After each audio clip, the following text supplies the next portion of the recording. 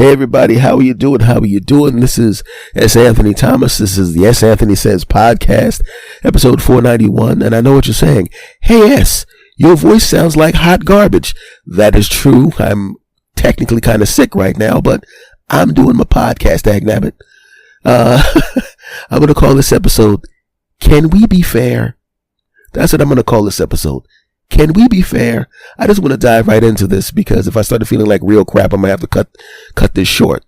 Anyway, now, I don't know if you watched any of the Olympics. Did you watch any of the Olympics? Did you enjoy it? I watched some of it. I, of course, watched Simone Biles, and I watched some of the little bit of the track and field and a little bit of the basketball, very little bit of those things. And, you know, it's cool. I used to watch Olympics a lot more when I was younger, but when I was less busy. But when I noticed that they were trying to take, or they're going to take, a bronze medal away from this lady because of a technicality.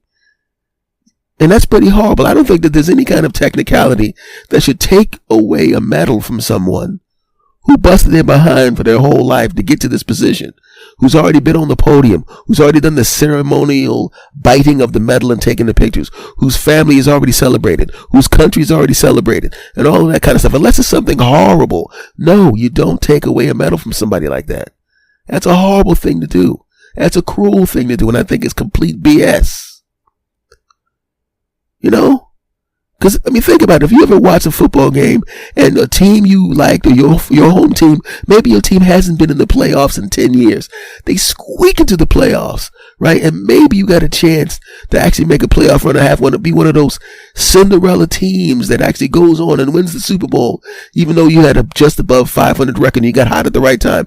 And you beat a team that you had no business beating because they're on paper way better than you, had a better record, and you're in their stadium, and you get your winning kick taken away by some technicality, some crap call that shouldn't have been called in the first place. You know what I'm saying? Or some holding call that they weren't calling all game, but all of a sudden they decided to call it this time, and then when you watch the instant replay, it wasn't a hold in the first place. Well, they can't review that call, and that's the kind of call they can't review. Isn't the whole idea behind instant replay to get it right in the first place? If you call a hold on a play, they play the video, and it shows the guy didn't even physically touch the place and the person that they were calling a hold on, that they should not call that call, and then your team gets booted out of the playoffs because of that. You'd be upset.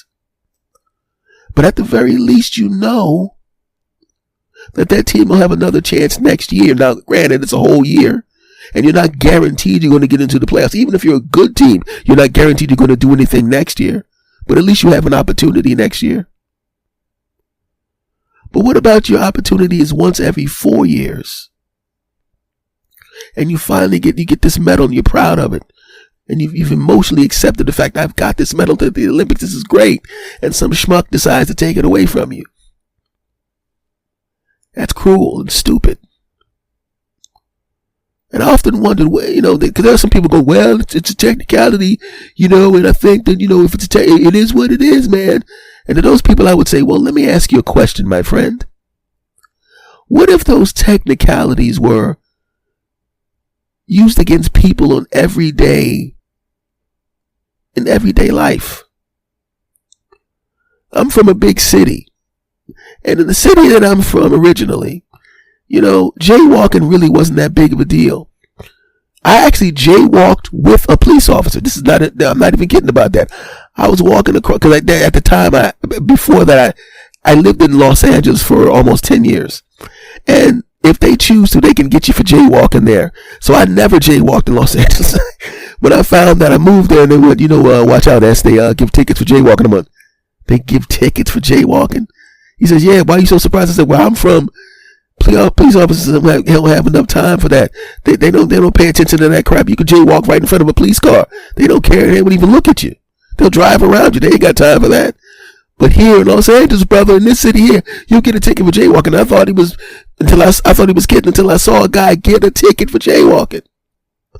I'm like, really? The crime is so low here. You got time to be stopping people from walking across the street?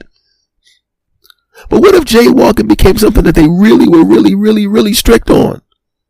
And what if you were on the other side of the street, the building you was trying to go into, or your house was directly across, and you could walk across the street to your house, but you knew you were going to get a big ticket for jaywalking, so you couldn't. So you had to walk all the way down to the city block, go to the corner. You better not cross the street. That says red. The light is red. I know you're a pedestrian. I know it's 8 o'clock in the morning. I know that there are no cars out here, but you better wait until that light changes, because if you don't wait until that light changes, you're going to get a ticket. And then you got to cross the street and then you got to walk all the way back up to your house. That would be stupid. We would all go crazy if somebody did that. But technically, if they decided to give you a ticket, technically, if they wanted to get you like that, I guess they could. Technically, we'd be going crazy for that. That cost me $35 to cross the street. This is some BS. Why do you think somebody who's having a bronze medal yanked out of her hands that she busted her behind for, how do you think she would feel? How do you think she feels? How do you think her family feels? What about the police, when they're driving on the freeway, decided to give tickets to anybody that went 1 mile an hour over the speed limit? The speed limit where you are on the freeway is 65 miles an hour. How many people are driving 65 miles an hour? Not many. How many people only driving 70? Not many. How many people are going 80? Most of them. How many people are going over 80? A few of them. So what if there was a big dragnet? Because as it is now, there's certain places where they have toll by plate, right? So you just drive on the freeway and you don't have to do anything. You just drive right through the booth. They take a picture of your license plate, and then maybe, I think it's like a month later or something like that, you get your toll in the mail. That's not a big deal. You're paying for the toll. You knew that was coming. It says toll by plate. You know it's coming. But what about they decided to do tickets by plate? And you didn't know at first. And the things that took a picture of your license plate, there wasn't a sign that gave you a warning saying, hey, you better drive 65, no faster than 65, or you're going to get a ticket. They just kind of put them up there, and you didn't know about it at first.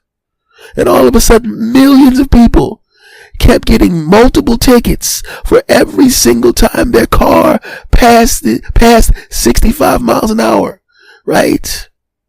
And what about you crossed several of those things that monitored the speed? So instead of getting one ticket, you got one ticket here, and then 15 miles later, you got another ticket, and then 15 miles later, you get another ticket, right? What about they changed it, and every minute you're over 65 miles an hour, it kind of ratchets up the ticket? Well, or every mile above 65 miles an hour, it ratchets up the ticket. What about that? What about you drive from San Francisco to Oakland, and all of a sudden you're going, how the hell did I get $400 in tickets? Well, you did speed 4 times. And you did drive 85 a couple times, right? And you switched lanes illegally. We saw that.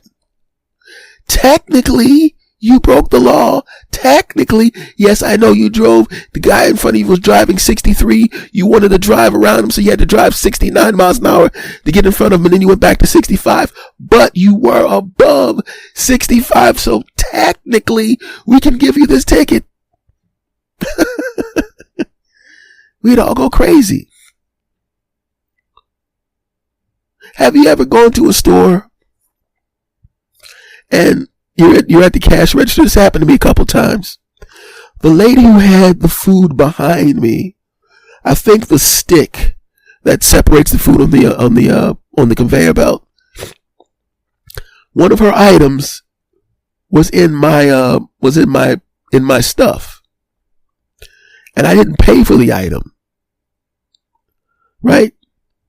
And I go home, I'm like, I didn't buy this, and I looked at my receipt, and it wasn't on there. So basically, whatever that thing was, I didn't even want it. I just kind of, the supermarket was too far away for me to go back, and I just threw it in the trash. But technically, I have a product from that store. Technically, that pomegranate juice that I don't like, and would never drink, technically, I took it out of the store. Am I a shoplifter because the person behind the counter was talking on her phone and put pomegranate juice in my bag that I didn't want?